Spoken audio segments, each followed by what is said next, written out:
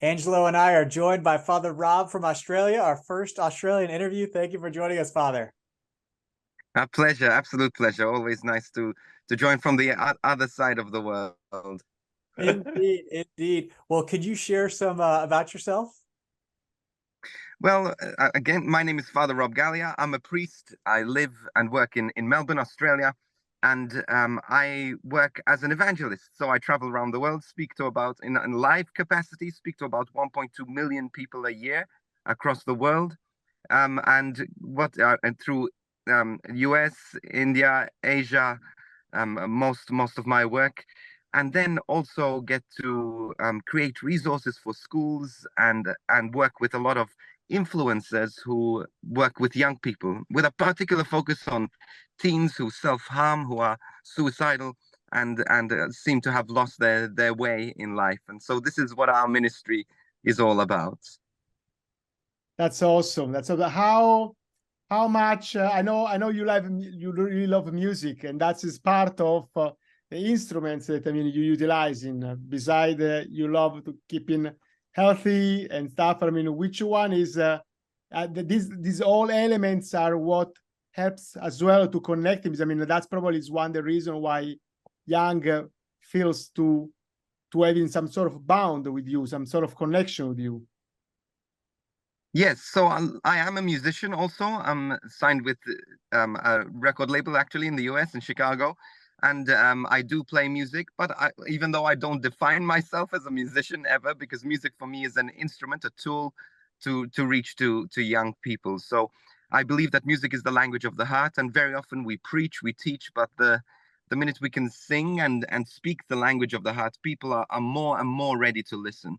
And so we use music. I use gym. I'm going to the gym as well. Take young men, especially who are struggling with their mental health, spend a lot of time with them at the gym.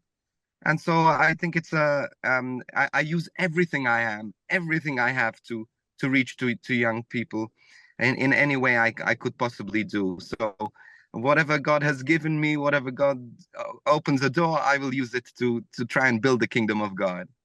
That's Amen. really beautiful. Yeah, that's really, I think it's a really beautiful because sometimes people asking why this some of some people like criticizing everybody. So I think it's good to know the reason behind because it is a way to you felt. That helps to connecting with people. Yeah. That's right. And usually people who are critics are the ones that don't need it anyway. So I don't really worry about them. I don't do it for them. I do it for those who are in need, right? For That's those who awesome. need That's Jesus. awesome. Yeah. So, Awesome. being a priest, the Eucharist is so core to your life. How has the Eucharist been effective in reaching the younger generation, especially those who don't really have as much of a concept of the love of Christ? Well, look, I think one of the things that we need to understand is that at the end of the day, we're instruments, and we're instruments. We don't have all of the answers to all of life's questions. One of the things that my role as a priest is to point people to someone who does have all of the answers to all of life's questions. And so this is what we do. We sow the seeds, we till the soil, but at the end of the day, we want to take people to Jesus. And there's no way we can get closer to Jesus than through the Eucharist. So opening the doors of our churches and allowing people to understand the generosity, the extravagance of God in the Eucharist, that is where lives are ultimately not only changed, but fruit is born. Because you see, at the end of the day, only Jesus can bear the fruit. We sow the seeds, we see them grow, but only Jesus bears fruit. So ultimately, this is what we're doing. We're pointing them to Jesus. And the source and summit of that, the most close they can come to Jesus, the objective presence of Jesus, um, uh, is yeah, is this way. Yeah, we saw. I personally, I really love. The really heart you put in, even when you celebrate Mass. The way you really speaking sincerely about Christ, about the Eucharist, about His sacrifice, which that's something resonated to me. To say this guy is a really good guy, and I've been following you for a long time. So we've been having some chit chat here and there. and I'm really thankful. I mean, because I mean, we are trying to utilizing this platform to understanding the way that the best connect, because this movie, the goal of this movie for the new Manna is to be able to really, in those 2 hours, to be able to presenting all those information you say that can point to Christ in the most best way that can resonate within the viewer. What is from so far your experience, the things that you saw that are the most fruitful way to explaining, if there is some sentence, some phrase, some reason why some people need more? I mean, as a director, that's I'm trying to get in your mind and in all these great priests that they already had some sort of experience to see where are their younger now and what they need. Look, I cannot I mean, I don't know if there's like a particular phrase, but let me just explain this to you. An encounter I had with the Eucharist. And this was while I was studying at university. I was a seminarian. And as I was studying, we study at a secular university, but there's a chapel there. And what I get to do is to, during my breaks, I would go into the chapel simply sometimes to pray, sometimes because it was the quietest place to study. Sometimes I would go to rest and I would even go to sleep there in the chapel. And the Eucharist was always beautifully exposed, and people would come in and go out. But there were always all types of people visiting this chapel. We'd go in and there'd be people sleeping on the side, other people having a little chat, other people would have been studying. And then there were those people who were praying profoundly, and those praying the rosary and basking in the presence of God. But as I was sitting there, I had this sort of picture, this vision, but it was so clear to me that I thought it was real. I really thought it was real. And as we were sitting in front of the Blessed Sacrament, this like gold dust started to come out of the Eucharist. It was gold dust that filled the room. And what I noticed when I looked around was I noticed that the person sleeping was breathing in this gold dust. The person studying was breathing in this gold dust, and the person praying was breathing in this gold dust. Sitting in the presence of God was slowly influencing, transforming the hearts, the minds of those around. And this is one of the things I love people to understand about the Eucharist. When we spend time in the presence of Jesus in the Eucharist, you know, we're in front of Jesus, whether we believe it or not, whether we feel it or not, whether we experience something emotionally or not, Jesus is still objectively present and still transforms us. But we have to be able, through faith, to receive it. You see, because we can walk out the exact same way that we walked in. And I always love the image of that story of the woman with the chronic bleeding. You know, there were people all around Jesus, pressing against Jesus, and like hundreds of people pressing against Jesus. And this woman pushes through the crowd, touches the tassels of the side of Jesus' garment. And Jesus stops and tells his disciples, "Who touched me?" Now, if I was one of the disciples, I'd think Jesus was crazy. What do you mean, who touched you? There are hundreds of people pressing against you. What do you mean, who touched you? But there was someone there, even though there were hundreds of people, there was one that touched Jesus with faith and was never the same again. Never the same again. And so imagine we can approach Jesus like this woman. Jesus is present. He can heal. It's not moments. Sometimes he can heal, sometimes he cannot. He always can work miracles in our lives. But sometimes it just takes our action of approaching Jesus, getting out of our houses, going to the Eucharist, going to receive the Eucharist, going to adore the Eucharist, and doing it in faith. There's no way, if you do it in faith, there's no way that you won't be transformed. You won't receive the miracles in your life. Maybe not in the way that you expect, but God will work in your life. So, Father, what's been one of the greatest fruits that you've witnessed? Obviously, as you mentioned, it's all Jesus and the Holy Spirit, so it's not you, but it's always encouraging to hear. Yes. Look, I think when it comes to the fruit I have seen is intimacy with God, because this is what it is. I know that God is the only one who can change lives, I was saying, that can bear fruit. But also, I think one of the greatest fruit that we can receive through spending time with the Eucharist is proximity and intimacy. Because you see, very often, if we understand the vulnerability of God, you see, intimacy is all about vulnerability, right? It's all about approaching one another, and to the point where I become vulnerable before you and you before me. This is friendship. This is true love and true generosity. And I think this is what the Eucharist is, that Christ becomes so vulnerable that he allows himself to become part of us, but also so vulnerable that we can take what Christ is and, in a sense, even harm it, abuse it. And this sounds crazy, and this sounds, but like, it's like a mother with a child, you know, the child would not dream of harming the child, but they have the capacity to do it. And that's the vulnerability of that child.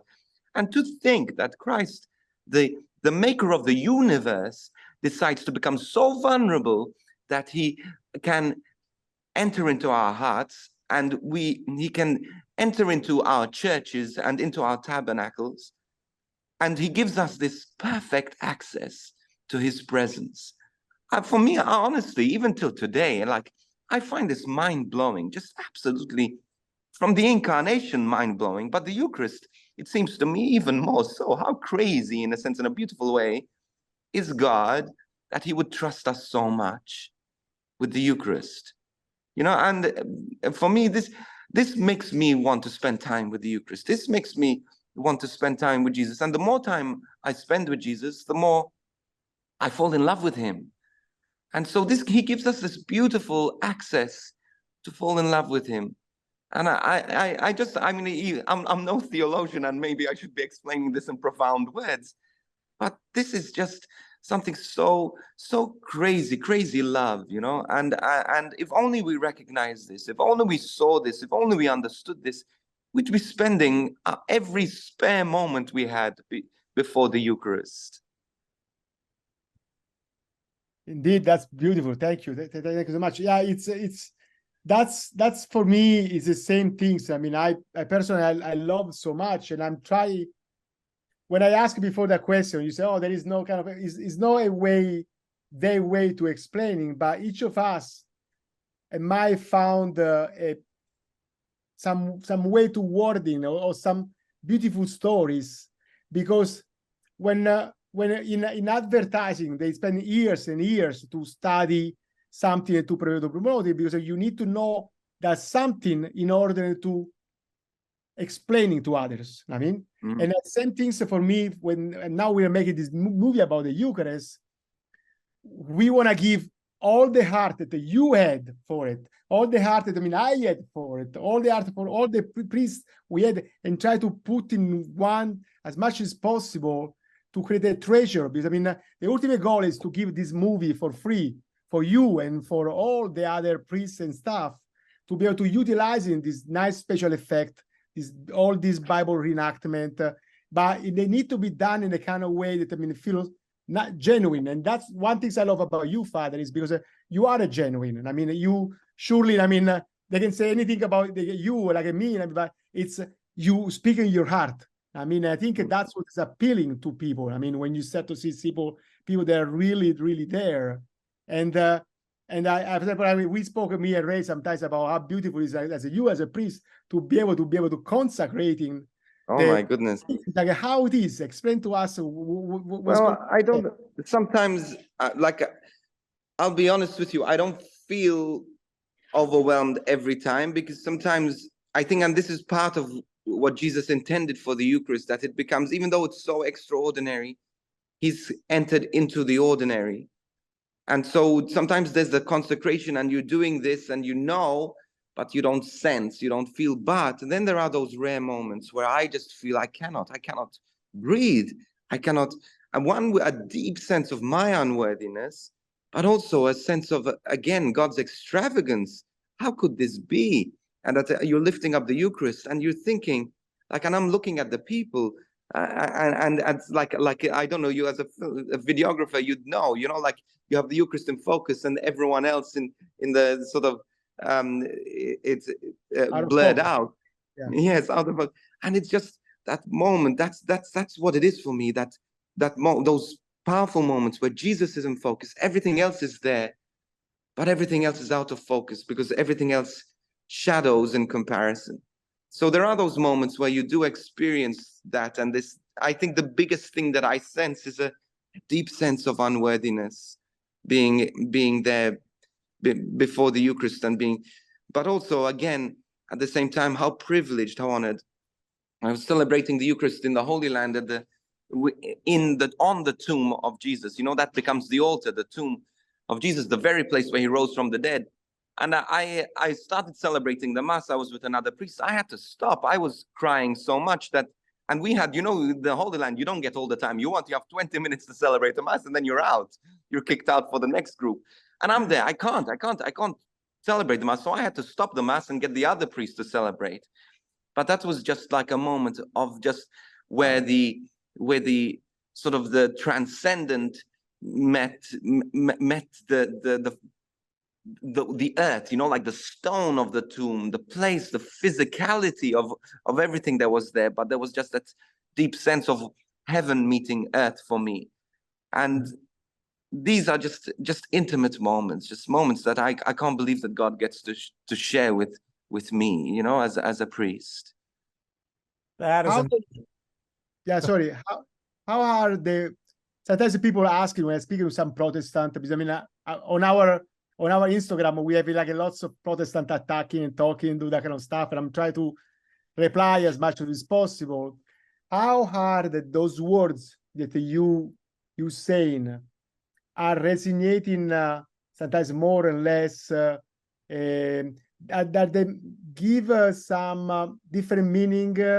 There's the how they all process it is within those wording. I mean, how you see, what's the best way you doing for the best connection? Well, I would say, first of all, I would start always with the premise is that I don't feel the pressure that I need to convince everyone. I don't. Like Jesus never convinced everyone. He didn't convince everyone. In fact, to the point where many crucified him, and so I don't have that pressure. Yeah. But I would say one of the things that I do is I reason with those who want to be reasoned with. But sometimes when we try to reason things out, we tend to create more heat than light. And so you have to choose your battles. I'll say this, but also the power of testimony.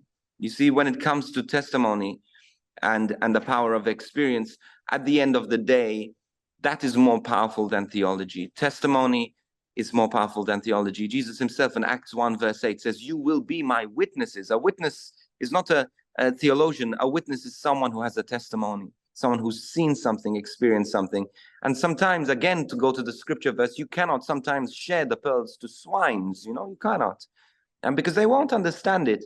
So I think taking the approach of Jesus as well, that he surrounded himself with the 12, eventually the 11, that he invested his heart, his mind, his soul in. And from there, he built testimony. He built witnesses that could go out and share. So how do we reason it out? I'd say through testimony. Let people share their story. Let people talk about what Jesus has done for them. Again, people will listen if they have an open heart. If they don't, and then it's up to Jesus, it's up to God to open the hearts. Mm-hmm. So with witnessing, it's so key to have joy. And, you know, Angelo and I have mentioned that we love that in you. How do you maintain that? What tips would you share? I would imagine the Eucharist plays a huge role in that, in maintaining that joy, because it's easy to get bogged down with speaking to millions of people, and you can easily lose sight of that. Well, when I talk about Jesus, my heart fills with joy, no matter how tired I am. I think I remember there was an interview. There was one time I was years and years ago having a conversation with a television evangelist. His name was Benny Hinn. Now, Benny Hinn was a big, famous TV evangelist. And we're talking about the Eucharist. And he said he had just met Pope John Paul II. And as he met him, he said, I didn't agree with anything. I didn't like anything. He said, but one thing that struck me was the minute I spoke about Jesus, Pope John Paul II smiled and his eyes lit up, because you see that, and he had Parkinson's. You have to keep in mind he had Parkinson's, so he couldn't light up, he couldn't smile. But that joy, by simply hearing the name of Jesus, was a witness to this guy. And so he could see that this person was in love with Jesus. And so this is what he told me. He said, out of all of the things I didn't like, he said, but I could see that your Pope loves Jesus. And this is the thing, that when we spend time with Jesus, when we talk about him, our eyes widen, our pupils dilate, we smile, and that's the joy. But joy comes from spending time with Jesus. And that's where we're going to find our strength. Yes, I'm physically tired. Yes, I don't. Sometimes the least thing I want to do is be in front of people.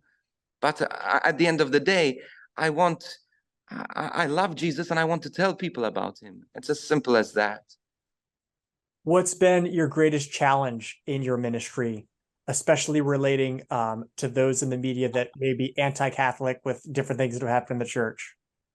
Well, I think my greatest challenge is certainly not what happens on the outside. I think the greatest challenge is always what happens on the inside. People who don't understand, and people who try to, in a sense, stop things from the inside. But again, I trust that at the end of the day, if it is from the Lord, if he orders it, he'll pay for it. If he asks us to do it, he will deliver. So I think it's about holding on to things and holding on to them lightly. Even ministry, even the way we minister. So I've learned that. But I think one of the most challenging things sometimes is the loneliness of ministry. I travel a lot and I speak to people a lot. And even we have to, I think I've learned to recognize that even as an evangelist, even as a priest, I need people around me. I need to recognize that I'm a broken human being that needs people, and recognizing that was the most painful thing, because as priests you're trained to work alone, to be self-driven, to change the world and to bring the Eucharist and Jesus. You're told that Jesus is enough. Yes, he is enough, but he also provides himself through community. And so it's been that fighting for community for me that has been the most challenging thing, finding my place within a community, doing the work that I do. That's open up to the question I was about to do. I mean, it's so beautiful how the Holy Spirit is integrating these things. For example, myself too, I have some of my friends, like Ray and another couple of my friends that, I mean, I can call anytime, so you can share some Bible passages. Did you have some priests, some theologians, some speakers that, I mean, you feel that, I mean, you have that kind of connection? You can kind of say, okay, let me text. Sometimes you have that you find some people as passionate as you that are willing to. Yes, absolutely. So I have set myself a lot of warriors around me and friends around me. So like whenever I'm in desperation, whenever I'm going through a crisis, the first person I text is my mama, my mom. And then I have a lot of nuns that I send messages to. So I think I love these praying women and surrounding myself with these praying women, because I know the devil's terrified of a praying woman, because a woman can really fight for what she needs and what she wants. And so I surround myself with people like that. But I have priests and friends, lay people and priests that I call when I'm in need, people who are in similar ministry to what I am doing, but also people who who understand that there is the Father Rob who's out there and is known, but there's also the Rob, me, who I have friends who know me as just me, and not with the ministry, not with the work, not with anything, but just know me in my humanity. And sometimes I need to spend time with them as well. So and they're not impressed by my work, they're not intrigued by the crowds, but they just want to be there for me. And so I think you need to find friends like that who love you for you, because I think this is where Jesus is truly present in our life, through these wonderful relationships.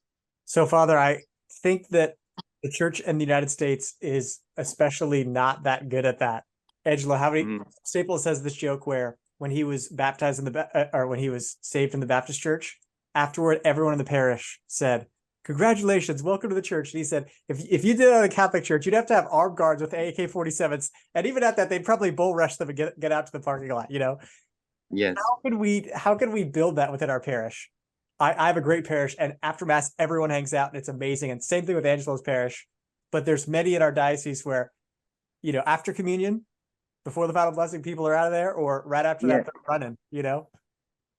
Absolutely. I'm probably not the best to talk about this because I'm not like, I only work in a parish a couple of days a week because of my work creating content, but I can learn from my pastor, from my parish priest. He's amazing at creating community. He does it from creating events to hanging out at the back of the church to creating every week involving, like he opened a cafe, like a professional cafe outside the doors of the church, and that opens straight after, and it offers free coffee, like, and free donuts and free, and it's not about that, but a lot of families, especially where we are, can't afford a $5 coffee or $6, but they're given, we get volunteers. He goes to the coffee shops like the Starbucks and the local shops, and he asks the baristas, say, hey, can you come and volunteer 1 hour to make our coffee? So they're as good coffee. There's like, and he gets different groups every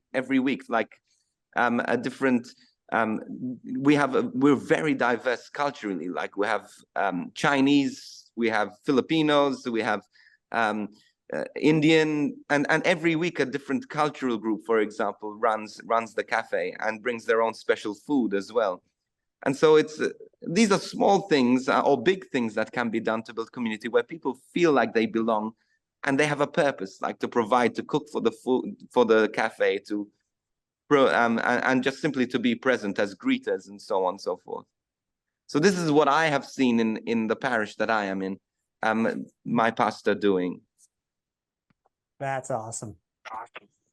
In for the aspect of saints, each of us in some kind of way felt there is somebody that oh, I would love to be like that guy, or that priest say something, I mean, really, really charming, or that saint made me feel home when I'm not home. And I mean, there is any of those ones that are in your path, or that you feel that they kind of was present in your life. Absolutely. Yeah. I think I had three people present in my life. There was the first person who was a medical doctor, and he was the first preacher I saw. He was the first person I really saw authentically in love with Jesus, and from him I learned to love Jesus. Then there was another.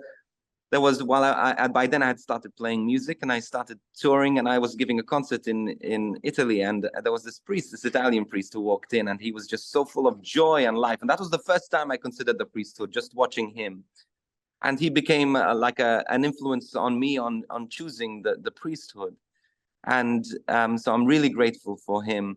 And so he was an incredible role model. Then the third role model was the bishop that invited me to Australia, and his love for people. His love for people, I'd never seen anything like it, like going out of his way and just generously serving even until it cost him everything. And just, in fact, it did cost him everything, where he eventually died from not looking after medical conditions he had because of his busyness. Now, whether that's right or wrong, I'm a big advocate for health, so I would have told him off had I known. But you know, he really poured out his life, and so these were three people in my life that taught me to love Jesus, to love the priesthood, and to love others. And I constantly try to find people like that who are more in love with Jesus than I am, more in love with people than I am, and more in love with the priesthood than I am, so that I can be inspired to love more, to give more, to be more. That's great, Father. And I see your studios in the background. Question I have for you is, how do you think media, especially well-produced media, can impact people in a way that traditional, articles and other content could not? Well, I think, first of all, we have to speak to people where they're at. And a lot of people are surrounded by good content. They're surrounded by good content on their own phones. Like look at TikTok, you know, people put a lot of work into their content. So why shouldn't we have the greatest message of all, put the greatest amount of work? There is no place in the church anymore, in the world, let alone the church, for mediocrity. We need excellence, and we need to be excellent in what we do, because we have the most precious message ever. And so we need to deliver this in a way that is relevant to people. Of course, there are different means of media for different platforms, for different ways people receive the gospel. But even in everything we do, we should work for excellence and do our very best. Now, of course, sometimes it's not possible to do what we can do, but I'm always about trying to get as excellent as you can, to produce what you can, because people need to receive the gospel authentically. We don't want, we're over the cringe and the, you know, the middle of the road. We need, God deserves our very best, the very best we can give. We totally agree. So pray for our movie. We're trying to put together excellent production here. So Angelo, do you have any other questions, Father? I love you so much, Father. I mean, I would love to talk to you for all day long. I mean, it feels like we've been speaking for a while here and there. I mean, and there's so many questions. But I know that you are to go as well. I mean, I just want to just leave something for the people that, I mean, that yet they don't know you and stuff. When you seeking inspiration, you seeking through some Bible passages, so you allowed some event to happen in your day to be part of your homily? Or there was one time that there was a priest, he told me something really super cool, and I love it, that probably happened to you. I always saw him, before he started talking, he started to do in this way. He started looking at everybody in quiet and say, Father, what the heck are you doing? Why you spend so much time to say, I hope that I look at the people and I hope the angels, they're going to tell me something that specific person needs. So this way I might be able to come up to it. There is any kind of, you do lots of researching before to do it. I mean, what's your approach in your homily? So I'm always over prepared for my homilies, but 90% of the time, I don't keep to what I've prepared. And so it's about, yes, I over prepare, I prepare, but then very often end up only keeping to changing everything that I've prepared, because I feel the Spirit of God saying, hey, actually talk about this, or I'm reading the gospel and all of a sudden saying, hey, actually we need to talk about this. So I think it's important to, again, excellence, to be well prepared. I never approach anything unprepared, but also being open to the Spirit of God. That's awesome. Thank you. So look, I'm going to have to head off now, but thank you so much for your time. If people want to get in touch, if they could go to frgministry.com, all the information is there. I really am so grateful for this movie you're making, and I cannot wait to see it and to share it with others. So thank you for your heart and for the amazing things that you are doing. May God bless you too, Father. Thank you so much for everything. Thank you, Father. Okay, God bless you. God bless. Bless you. Bye. God bless. See ya.